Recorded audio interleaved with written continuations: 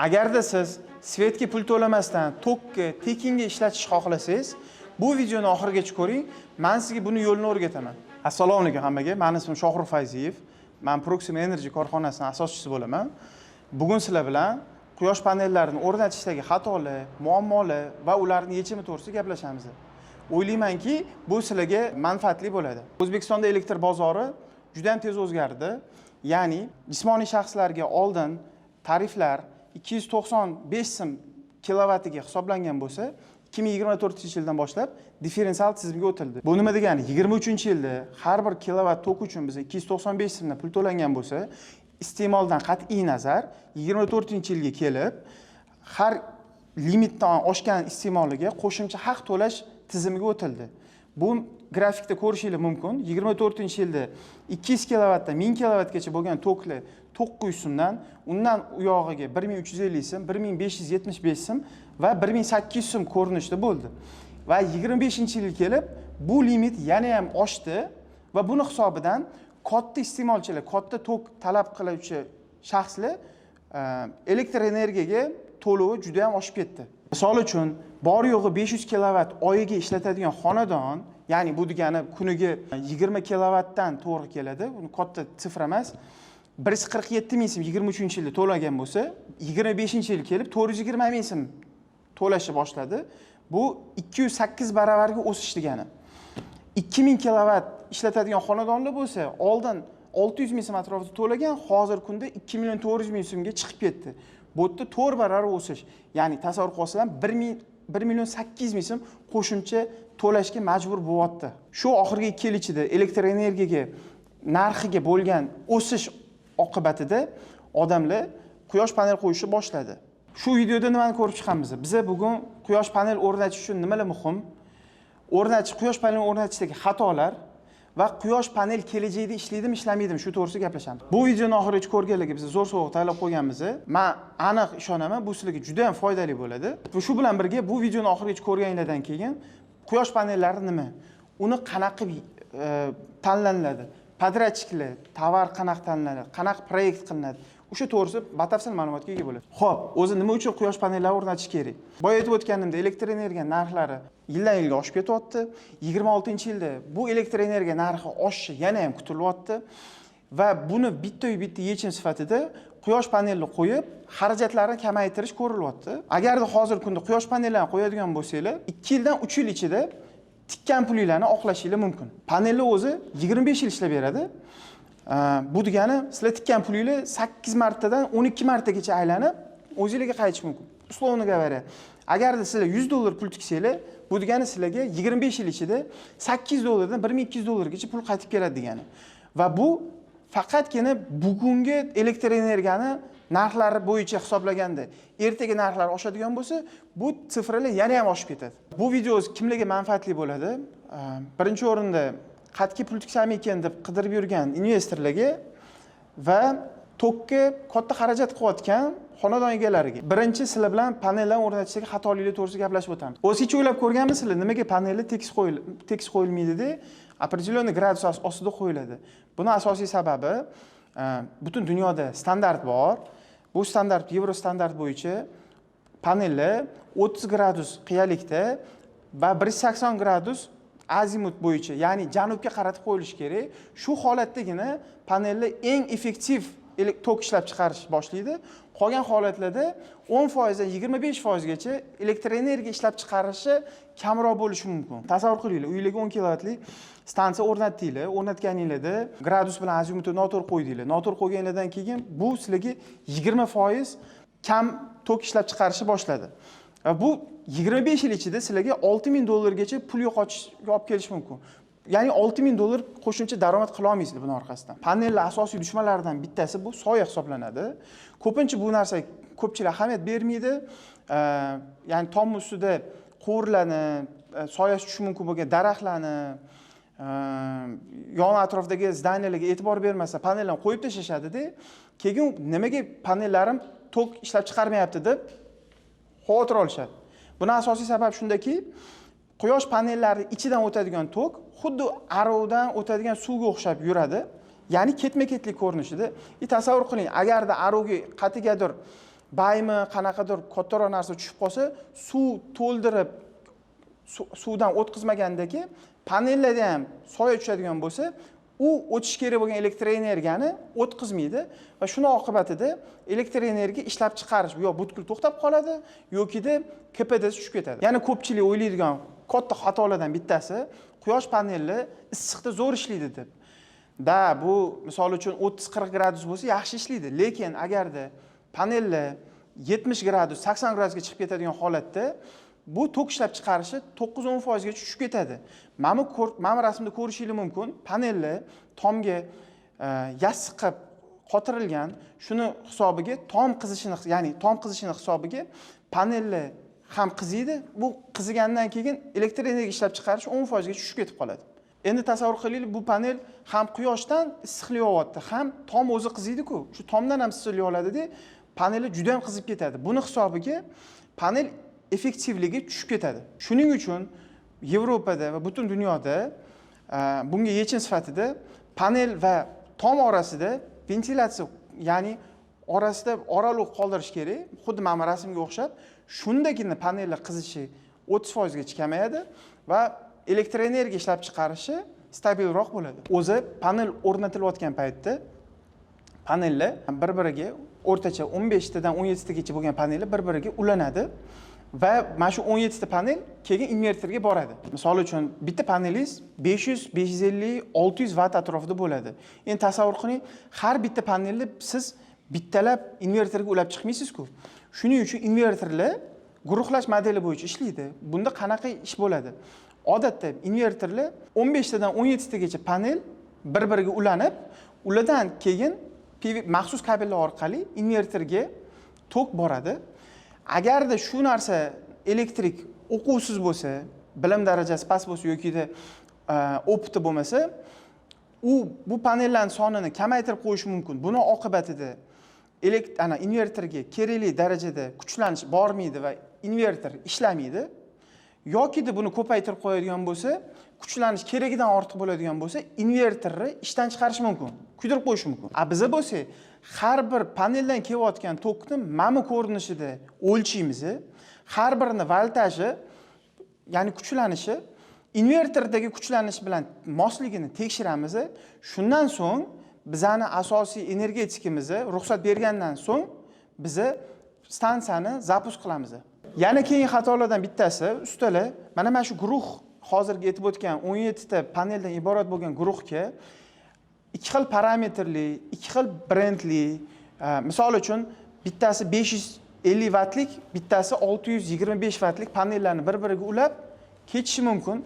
Buni oqibatida bu panellar bir-biriga parametr bilan moslashmagandan keyin, tushmagandan keyin tok ishlab chiqarishi kamayib ketadi. Yana keyingi ko'p takrorlanadigan xatolardan bittasi bu inverter parametrini inobatga olmagan holda avtomat, предохранитель, uziblarni qo'yish, ya'ni noto'g'ri parametrli uziblarni qo'yish yoki umuman qo'ymaslik. Buni oqibatida minimum sizni inverteringiz kuyib qolishi mumkin. Inverteringiz kuyadigan bo'lsa, bu sizga $1000 dan $1500, $2000 agar katta inverter bo'ladigan bo'lsa, $3000-4000 gacha ham tushishi mumkin. Biz mana keysda ko'rsatib o'tganimiz, paneldan kelayotgan tok katta bo'lganligi uchun va avtomatlar kerakli darajada qo'yilmaganligi uchun inverter kuyib qolgan va zakazchik majbur bo'lgan inverterni almashtirishga. Lekin biz bunga qanaqa yechim qilganmiz? Biz quyosh paneli o'rnatishdan oldin proyekt chizamiz. Proyektda biz to'liq panellarni turishi, guruhlashi, avtomatlarni qo'yishi, hammasini to'liq yozib beramiz va shu bo'yicha bizani asosiy energetikimiz, bosh energetikimiz bittalab tekshirib oladi. Mana ikkita rasmda nima farq bor? Bittasida panellar oddiy kabel orqali ulangan, bittasida panellar maxsus PV kabel orqali ulangan. Nimaga o'z PV kabel ishlatish kerak? Chunki quyosh charaqlab yoz paytida turganda tom 70 gradusgacha qiziydi. Agarda PV kabel, maxsus PV kabelda ishlatilmasa, oddiy kabelli obalochkasi, PVH obalochkasi tezda yedirilib ketadi, mana rasmga o'xshab va buning oqibatida panellar tezda ishdan chiqib ketadi. Kerak bo'lsa yonib ketishi ham mumkin. Odatda tom ustida turgan oddiy kabellar 2-3 yil ichida chirish ehtimoli juda baland. PV kabellar bo'lsa, sizlarga 25 yil xizmat qilib beradi. O'zi invertorni ko'p gapirdik. Invertor o'zi nima degani? Invertor bu quyosh panellaridan kelayotgan tokni bizni ishlatadigan, o'sha rozetkadan chiqadigan 220 yoki 380 voltga aylantirib beradigan qurilma. Va bu qurilmaning ichida maxsus himoya uskunalari bo'ladi. Bu himoya uskunalari paneldan kelayotgan tokni kuchlanishini va davlat tomonidan kelayotgan tok kuchlanishini kontrol qilib beradi. Agarda arzon invertor bo'lsagina bu himoya vositalaridan albatta ekonom qilingan bo'ladi. Buni oqibatida ertaga paneldan keladigan kuchlanish oshib ketib qolsa yokida davlatdan keladigan tok 220 volt emas, misol uchun 280 voltga chiqib ketsa yoki 150 voltga tushib ketib qoladigan bo'lsa, minimum invertoringizni ishdan chiqaradi, maksimum bu xonadoningizga o'tib ketib, xonadoningizdagi televizormidi, konditsionermi nimandir ishdan chiqarib qo'yishi mumkin. O'zi quyosh panelini o'rnatishdan asosiy maqsad passiv daromad qilib, tokka 25 yil davomida ishlab chiqarish, to'g'rimi? Bunaqa holat bo'ladigan bo'lsa, agarda siz arzon invertor tanlasangiz va buni oqibatida tok ekonom qilaman deb uyingizdagi bu narsani yondirib yuborishingiz ham mumkin. Yana ko'p ko'ragan xatolarimdan bittasi bu panel o'rnatgandan keyin ustalar uni qora metallga, ya'ni cho'rni metallga o'rnatadi. Bu qora metal birinchi o'rinda zanglaydi. Zanglagan narsa zang agarda panelga o'tadigan bo'lsa, panel kuydirib qo'yadi. Bundan tashqari panelni bunaqa panellar garantiyadan chiqib ketadi va hech kim bu narsaga garantiya bermaydi. Hech qaysi Xitoydagi ishlab chiqaruvchi qora metal ustiga o'rnatilgan panelga garantiyani olib tashlaydi. Buni mana bu yoqda ko'rishingiz mumkin. Va bundan tashqari qora metal tepada issiq va sovuqda turganligi uchun u torayadi. Qora metalni svarkalab qotirishganligi uchun u svarka ko'chishi mumkin va kerak bo'lsa svarkalar qulab tushishi ham mumkin. Shuning uchun sizlarga nima bo'lishidan qat'iy nazar, Yevropa, Amerika va Xitoyda butun dunyoda qilinadigan praktika bo'yicha yoki alyumin ishlatinglar, yokida zanglamaydigan atsinkovka, ya'ni ruhlangan metal ishlatishlarni taklif qilaman. Bu materiallar sizlarga uzoq muddat xizmat qiladi, garantiyalarni ham kuydirmaydi va hech qanaqa svarkasiz bolt gayka orqali qotirasizlar. Ertaga xudo ko'rsmasin, svarka bo'lganda tominglarni ham yoqib yuborishi mumkin. Mana bu rasmlarda ko'rishingiz mumkin. Biz Coca-Cola zavodga qilgan stansiyamizda, Next Targov sentriga qilgan stansiyamizda, Westminster maktabiga qilgan stansiyamizda hamma yoqda va bundan tashqari Yevropada qilinadigan stansiyalar hammasi alyumindan ishlatilgan. Ko'pincha arzon ustani chaqiradigan klientlar tomidan chakka o'tayotgani bilan ham jalba qiladi. Odatda arzon ustalar bu narsaga katta ahamiyat bermaydi, tez-tez qo'yib ketaman deydi. Oddiy samarangiz bilan qotirib ketadi. Hech qanaqa rezina germetizatsiya qilmaydi. Shuni oqibatida ertaga yomg'ir yog'ganda yoki qor yog'ganida tomingizdan chakka o'tishi mumkin. U butun boshli remontingizni dabdala qilishi mumkin. Mana bu rasmda nimani ko'ryapsizlar? Mana bu rasmda men ustalarni noprofessional yondashuvini aytib o'tmoqchiman. Ya'ni ustalar shamol qarshiligi, qor qarshiligini hisobga olmasdan o'rnatgan panel hisobiga panellar uchib ketgan. Bu ham katta xatolardan bittasi. Bu ertasiga katta xarajatga, katta rasxodga tushishi mumkin bo'lgan xatolardan bittasi bo'lishi mumkin. Va xudo ko'rsmasin, agarda quyosh paneli 9-etajda bo'lsa yoki baland etajdan pastga tushib ketadigan bo'lsa, kimnidir boshi tushadigan bo'lsa, bu juda ham halokatli bo'lishi mumkin. Tasavvur qilinglar, bitta panel sizlarga 22 kilo to'g'ri keladi. Endi sizlar tasavvur qilishingiz uchun qanchalik darajada tomga og'irlik tushishini tasavvur qilishingiz uchun 10 kilovatli stansiyani og'irligini o'lchab o'tamiz. 10 kilovatli stansiya uchun odatda 25 ta panel qo'yiladi. Har bir panelning og'irligi 21-22 kilo atrofida bo'ladi. Bu 550 kilo panelning o'zi. Bundan tashqari qo'shimcha 150 kilo o'sha konstruksiya og'irligi bor va agarda qor yog'adigan bo'lsa, qor ham 200 kilo atrofida og'irlik tashkil qiladi. Va bu sizlarga jami taxminan 900 kilo, kerak bo'lsa 1 tonnagacha og'irligi olib kelib beradi. Bu 1 tonna og'irlik endi tasavvur qilasizlarmi? 50 kvadrat metr joyiga tushadi. Agarda mana shu tomma panellarni ko'tarish og'irligi to'g'ri o'lchanmasa, shamol qarshiligiga turish to'g'ri o'lchanilmagan bo'lsa, yoki bu panellarni uchirib yuborishi mumkin, yoki tomingiz qulab ketishi mumkin. Tasavvur qilasizlarmi? har bir tominglarning kvadrat metriga 18-20 kilo atrofida og'irlik tushishi mumkin. Va bunaqa holatlarda va biza klientlarga to'liq отказ qilamiz. Bu tomingiz ko'tarmaydi, panelni agar tomingizga panel qo'yadigan bo'lsangiz, tomingiz qulab tushishi mumkin deb aytamiz. Yana ko'p ko'radigan xatolardan bittasi, ustalar panellarni qo'yib ketadi, loyihasini qilmaydi. Loyiha o'zi nimaga kerak? Loyiha bu birinchi o'rinda sizni quyosh panellaringizni o'sha boya aytganda yuklamasini, unga tushish kerak bo'lgan soyasini, unda bo'lish kerak bo'lgan, ishlab chiqarish kerak bo'lgan tok miqdori, kuchlanish miqdorini hisobga olib, to'liq sizga qo'llanma. Agar bu qo'llanmasi qilinadigan bo'lsa, qayerdadir xato qilish mumkin usta va buni oqibatida oldin aytib o'tgan muammolarga duch kelishingiz mumkin. Ya'ni keyingi anaqa arzon panel kerak degan klientlarning katta muammolaridan bittasi, ular professional bo'lmagan, litsenziyasiga ega bo'lmagan arzonchi ustalarni chaqiradi-da, keyin panelim ishlamayapti, panelim tok bermayapti deb yoki tomimdan chakka o'tyapti deb xafa bo'lishadi. Buni asosiy muammosi shundaki, yaxshi usta, professional yondashadigan xodim albatta bozorda qimmat turadi. Arzon ustalarga uchiladigan bo'lsa, odatda ularda litsenziya degan narsa bo'lmaydi, ularda professional o'quv va bilimi bo'lmaydi va shuni oqibatida sizlar uzoq muddatli investitsiyalarni juda ham katta riskka qo'yasizlar. Mana shu joygacha hozir sizlar bilan panel nima, inverter nima, kabel nima, qanaqa qo'yilishi kerak to'g'risi gapirib o'tib ketdik. Agarda tushunarli bo'ladigan bo'lsa yoki savolinglar bo'ladigan bo'lsa, izoh qoldirib ketinglar. Albatta har bittasini o'qiymiz va har biriga javob berishga harakat qilamiz. Va agar qiziq bo'layotgan bo'lsa, keyingi xatoliklarga o'tamiz. Yana keyingi ko'p ko'radigan xatoliklardan bittasi, ustalarda, odatda arzon ustalarda o'zini firmasi bo'lmaydi. Buni oqibatida klient bilan bular og'zaki shartnoma qiladi.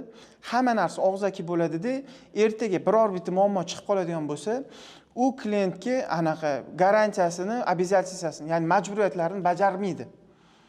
Bizani holatda Proxima Energy to'liq ishlab kelayotgan firma, biza to'liq har bir shartlarni shu dogovorimizda ko'rsatib o'tib ketamiz. Har bir garantiyalarimizni panelga bo'lgan, inverterga va ishlarimizga bo'lgan garantiyalarni ko'rsatib, agarda o'sha garantiyalarda muammo bo'lsa, qanaqa yechim berishimizgacha dogovorda ko'rsatib ketamiz. Yana keyin xatolardan bittasi tomni, transformatorni va yuklamani, ya'ni shu sizlarni xonadon ichidagi shitni tekshirmasdan turib panel o'rnatish. Bunaqa holatlarda boya aytganimdek, panelni tomga keragidan ortiqcha yuklama berish mumkin yoki-da xonadon ichidagi elektr kabellariga ham keragidan ortiq yuklama beradigan bo'lsa, kabellarni ham kerak bo'lsa yoqib yuborish mumkin. Bizda case bo'lgan, Coca-Cola zavodiga, mana bu tomiga biza panel qo'yib berish haqida zakazchilarimiz aytishgan, biz tomni o'lchaganmiz, tom ko'tara olmaydi, bu tominglar panel qo'yishga yaroqsiz deb aytganimizdan keyin yerga qo'yishni boshladik. Mana ko'rishingiz mumkin. Mana bunaqa holatda stansiyani qo'ydik. Yana keyin xatoliklardan bittasi, klientlar arzon panel qo'yib bergin deb aytishadi-da, ustalar bo'lsa sifatsiz qalbaki panel qo'yib ketadi. Buni oqibatida panellarni garantiyasi umuman bo'lmaydi. Va da shunaqa holat bo'lganki, va ko'rganman, panellar sifatsizligini hisobiga panel yonib ketib qolgan. Bu mana bu rasmlardan ko'rishingiz mumkin, sifatsiz panellar bo'lganligini uchungina paneli yonib ketyapti. Bu albatta sizlarga ertaga katta risk olib keladi. Endi sifatli panelni sifatsizdan ajratib olishi uchun avvalambor kim sifatli panel ishlab chiqaradi degan savolga mana shu ro'yxatdagi firmalar dunyodagi eng top 20 ta panel ishlab chiqaruvchi ro'yxati, shu zavodlar sifatli panel chiqaradi. Ana endi xitoyliklar shuni ham ko'chirib qalbaki variantini qilish mumkin. Qalbakimi, qalbaki emasligini bilish uchun panelda mana bunaqa shtrix kod bo'ladi. Mana shu shtrix kodni skaner qilib, o'sha panel qaysi zavodda ishlab chiqarilgan, qachon chiqarilgan ligi to'g'risida to'liq ma'lumotga ega bo'lishingiz mumkin. Va yana zo'r bitta xatolardan bittasi, men o'zim ko'p ko'raman bu narsani. Ko'pincha ustalar, tanish ustalar hamma o'zini tanish elektrikini yoki montajnikini chaqiradi-da, o'rnatib ber deydi. O'rnatib bergandan keyin panelim ishlayapti-ku, yetarli-ku deydi-da. Res bilan dogovor qilib qo'ymaydi. Buni oqibatida res paneldan ishlab chiqarayotgan tokki ham xonadon ishlatdi deb hisoblab 2 barobar kerak bo'lsa 3 barobar ko'proq tok anaqa ga qarzdorlik qilib ko'rsatadi. Buni oqibatida katta summaga tushishi mumkin. Обязательно panel o'rnatganingizdan keyin res bilan va o'z energiya nadzori bilan shartnoma qilishingiz shart. Va shuni esingizdan chiqarib qo'ymanglar. Agarda res bilan shartnoma qilmagan bo'lsangiz, sizlar ortiqcha tokki davlatga sota olmaysizlar. Mana sizlar bilan hozir 17 ta eng aktual va ko'p qaytariladigan xatolik to'g'risida gaplashib o'tdik. O'zi quyosh paneli o'rnatayotganda xatoliklar bundan ancha ko'p. Lekin men sizlarga asosiy xatolarni aytib o'tdim. Agarda sizlarga yana qanaqadir mavzular qiziq bo'ladigan bo'lsa, savolinglar bo'ladigan bo'lsa, kommentlarni qoldiringlar. Обязательно sizlarning savollariga javob beramiz. Va endi sizlarga bu xatolardan qaytarilmasligi uchun qanaqa qilib quyosh stansiyasini o'rnatish kerak va qanaqa ketma-ketlikda o'rnatish kerak to'g'risida gapirib o'taman. Xo'p, quyosh paneli o'rnatishdan oldin birinchi bo'lib loyihalashtiriladi. Loyihalashtirilayotgan paytda eng e'tiborli beradigan moment bu loyihalashtiruvchini kvalifikatsiyasi. U albatta opitli odam bo'lishi kerak. Undan so'ng qurilish etapiga o'tiladi. Qurilish etapida birlamchi konstruksiya, kerakli materiallar obyektga keltiriladi, konstruksiya yig'iladi, konstruksiyaning ustiga panel qo'yiladi, panel boya aytganimdek guruhlarga bo'linadi. 3-etapda elektroenergiya ulash ishi boshlanadi. Bu etapda inverter qotiriladi, inverter paneldan inverterga keladigan toklarga maxsus avtomatlar qo'yiladi, davlatdan keladigan toklarga maxsus avtomatlar qo'yiladi va o'sha ikkala tomondan kelayotgan kabellarni shu ko'rinishda ko'rishingiz mumkin. Inverterga ulaniladi. 3-etapda elektroenergiya ulash etapida birlamchi inverter qo'yiladi. Inverterga ikkita tomondan, ya'ni birinchisi paneldan boyaga guruhlangan kabellar keladi, avtomatlar qo'yiladi, avtomatdan keyin inverterga ulanadi. Ikkinchi tomondan bo'lsa, davlatdan kelayotgan kabel qo'yiladi va ular ham avtomat предохранительlar bilan qo'yilib, inverterga ulanadi. Undan keyin inverter настройка qilinadi va запуск qilinadi. Настройкаdan keyin inverterga mana bunaqa qurilma bor. Bu qurilma Wi-Fi modem deyiladi. Wi-Fi modem ulanadi va shu orqali siz kunlik shu stansiya sizga qancha tok ishlab chiqarayotganini ko'rib turishingiz mumkin bo'ladi. Bu stansiyalar to'liq ishga tushgandan keyin resga boriladi. Resga borib, res bilan shartnoma tuzilinadi. Res bilan hujjat qilganingizdan keyin siz to'laqonlik stansiyangiz ishga tushdi deb hisoblasangiz bo'ladi. Proxima Energy jamoasi bu bugungi kungacha 1000 dan ortiq loyihani amalga oshirgan jamoa. O'rnatilgan stansiyalarimizdan soni 30.000 kilovatdan ortiq 10 yildan oshiq tajribaga ega bo'lgan mutaxassislar komandasi va biz yaqinda hisoblab chiqdik. Biz bugungi kungacha qo'ygan panellarimizni 42 milliard so'mlik elektroenergiya ishlab chiqargan. Va shu bilan birga biz ko'rib chiqishingiz mumkin. Coca-Cola zavodiga, Infinbankga, O'zbekiston havo yo'llariga, Westminster maktabiga, Radisson gostinitsasiga, Yashil energiya organizatsiyasiga, kreditatsiya va boshqa katta yirik korxonalar bilan hamkorlik qilib kelamiz. Va boshqa hamkorlarimizni bu slaydda ko'rib olishingiz mumkin. Yorqin bir кейslarimizning bittasi bu Westminster maktabi, Toshkent ichidagi Westminster maktabi. Biz bu yerga 600 kilovatli stansiya o'rnatganmiz. Stansiyani tomini teshmaslik uchun aerodinamika uslubida maxsus beton qurilmalar orqali o'rnatganmiz. Va bu stansiya shu maktabni to'liq ehtiyojini qondirib, umuman tokka pul to'lamaydigan qilib berganmiz. Yana bitta кейs sifatida havo yo'llarini aytib o'tishim mumkin. Ular boshqa korxonadan quyosh panellar zakaz qilishgan va o'rnattirishgan edi. Lekin u stansiya ishlamayapti. O'sha iltimosdan keyin biz borib ko'rdik, audit qildik va boyaga sanab o'tgan 17 ta xatoliklardan aksariyati qilinganini ko'rdik va u stansiyani biz to'liq buzib, demontaj qilib, boshqatdan qurib berdik. Hozirgi kunda bu stansiya to'liq ishlayapti va havo yo'llariga katta daromad olib kelyapti. Va demontajdan keyin ular kutayotgan natijaga chiqdi. Mana do'stlar, bugungi videomiz oxiriga yaqinlashib qoldi va bugun sizlar bilan 17 ta tez qaytariladigan xatolar to'g'risida gaplashib o'tdik. Endi agarda kimdir sizlardan ichinglarda quyosh paneli o'rnatmoqchi bo'lsa yoki o'rnatgan bo'lsa-yu, lekin uni ishlab chiqarayotgan tokidan xursand bo'lmayotgan bo'lsa, bu havola orqali o'tinglar, zaifga qoldiringlar, sizlarni muammolarni yechib beramiz. Обязательно bizning xodimlar sizlarga aloqaga chiqadi va muammolarni yechib beramiz. Va shu bilan birga videoni boshida sizlarga aytib o'tdim, sovg'am bor deb. Bu sovg'am shuki, sizlarga tekin stansiyalar bo'ladigan bo'lsa, tekin audit qilib bera olamiz. Tekinga va quyosh paneli o'rnatmoqchi bo'lib yurgan mijozlarga, klientlarga biz to'liq loyihani mutlaqo tekinga qilib beramiz. Bu loyihani olib keyin xohlasangiz bizani korxonaga zakaz qilishingiz mumkin, xohlasangiz boshqa korxonaga zakaz qilishingiz mumkin. Bu sizlar uchun, sizlarni o'sha quyosh panellari uchun to'liq qo'llanma sifatida ishlatishingiz mumkin bo'ladi.